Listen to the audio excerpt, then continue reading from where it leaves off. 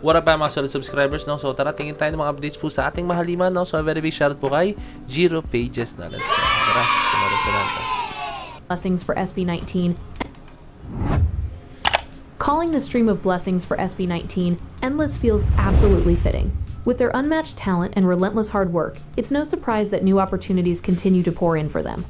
Just today, through their latest social media update, SB19 officials shared stunning photos of the group, where they appear to be showcasing, or even highlighting, the watches they're wearing. Their flawless visuals, combined with the elegance and sophistication of the accessories, make the post all the more captivating. Besides captivating 18 with these photos, it also sparked excitement among fans who believe this could be a subtle hint of an upcoming new SB19 ninang. This time, the spotlight seems to fall on the American lifestyle brand Fossil. Damn! So, host Fossil, guys, na. Okay, guys, no. Ayan, SB19 recently posted something with Fossil PH in relation to their Simula at Wakas tour, no. Simula at Wakas World Tour. Hong Kong flexing our fits from last weekend. Okay na. That suggests Fossil Philippines watches, accessories, kitang-kita nyo naman sa picture kanina, watches, no, is involved with SB19 outfits or styling for the tour. Another post, Katrina De La Cruz Fossil watch. Wow. My watch brand since college days, Fossil. Fifi New Ninong also attributing Fossil watches in context of SB19. There's also fan chatter. New Ninang alert. I will definitely buy Fossil's watches for our family because SB19 endorses the brand. So people are perceiving that SB19 is an endorser for Fossil po, guys, no. So guys, no, for me, hindi ako nagtataka kung bakit napakaraming brand, napakaraming mga ano ba, mga commercials or mga company na kumukuha po sa SB19. No? Alam niyo bakit? Kasi napakalaki po ng reach ng SB19. Napakalaki ng kanilang engagement sa mga tao, as in like pag pinromote nila to, talaga napakarami po talagang matatangkilik doon. Like kunyari, ano ba, naalala niyo yung part na, ito sabihin ko sa inyo, naalala niyo yung time na nag-Dunkin sila. Grabe guys, as in dinagsa yung Dunkin nung nag-release po sila nung tawag dito, yung ticket po sa Dunkin concert, guys, na grabe yun. As in dinagsa po talagang Dunkin na. Don't get me wrong guys, hindi ko sinasabi na dahil sa Dunkin sumikat ang dahil sa SB19 sumikat ang Dunkin, hindi guys. Sikat talaga ang Dunkin, pero iba lang talaga ang impact ng SB19 pag sila nag-endorse, no. Kaya hindi ako nagtataka guys, no, kung bakit kung kinuha sila ng ganito klaseng klaseng branding, no, kasi napakagaling nila pagdating po sa kanilang endorsement po talaga, no. Napaka solido po talaga, no. Okay. And was tagged in one of their posts, and the hashtag used SB19 with Fossil, oh. Matik na yan, boy. strongly pointed in this direction. Many fans are now speculating that SB19 will soon have Fossil as their newest ninang as brand ambassadors in the Philippines. This clearly hinted upcoming collaboration is a massive milestone. This would be a remarkable opportunity and a powerful acknowledgement of SB19's influence and undeniable impact on the market. Isa pa guys, no, SB19 pagdating sa fashion po talaga guys, no, napakagaling nila, no. Alam niyo yun, kahit magsuot lang sila ng simpleng damit, kaya nilang lagyan ng something na magmumukhang kakaiba, masumukhang creative, no. Yung simple na jeans lang, lalagyan nila ng kung ano, natutero na para dun sa jeans, no. Ang galing, no.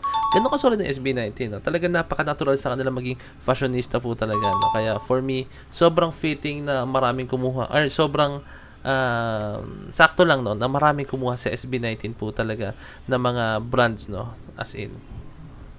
Fans are excitedly anticipating even greater achievements ahead as SB19 continues to break barriers and make history. Congratulations SB19 and 18. Exciting moments are waiting for all of us. The greatest is still to come. SB19 spotted in Disneyland. Ano yan? Damang cute, ha. Happy birthday!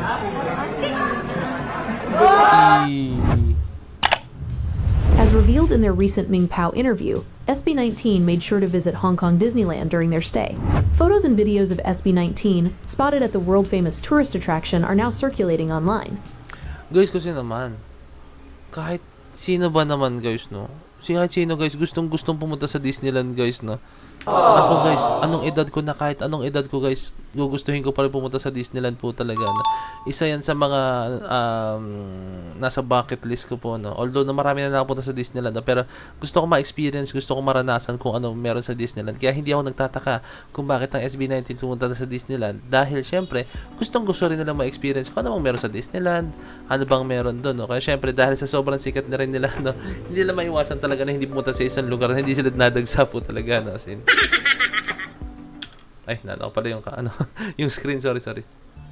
It's refreshing to witness and know that SB19 is spending genuine quality time together, Kaya may nakakilala sa kanila. So, kumaway si Justin po, guys, na, di ba? away from the demands of their careers.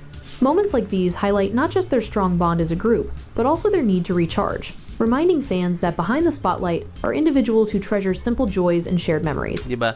Ang gusto ko sa 1C Entertainment, sa management nila, na hinahayaan din nila mag-enjoy ang SB19. Hindi ko na lang guys kung merong camera at the same time yan. No? Pero hinahayaan nilang SB19 na mag-enjoy. Usually, may mga vlog sila na walang camera. No? Actually, yun yung mga gusto ko, no? Like, hindi all the time na, kunyari, pahinga time nila, gala time nila, no? Magka-camera pa sila, mag-vlog pa sila, no? Hindi, bigayaan nyo sila, no? So, bihira lang yung ganyang klaseng management na talagang pinapahalagahan mo talaga yung mga artist mo. No? Meron mga ganyan, pero most of the time, yung ibang mga management talaga, kumbaga, hindi sa tsambahan, no? Pero rare na lang din po talaga yung pag alam nilang may mapipiga sila sa'yo is talagang pipigain ka po talaga nila. No? May mga ganong klaseng bagay, guys. Ayun yung masakit sa lahat. While the group enjoyed some much-needed bonding time away from work, some fans believe they might also be documenting the experience for a future Showbreak episode. More than anything, it's truly heartwarming to see the members cherishing each other's company beyond their busy schedules and the entertainment industry.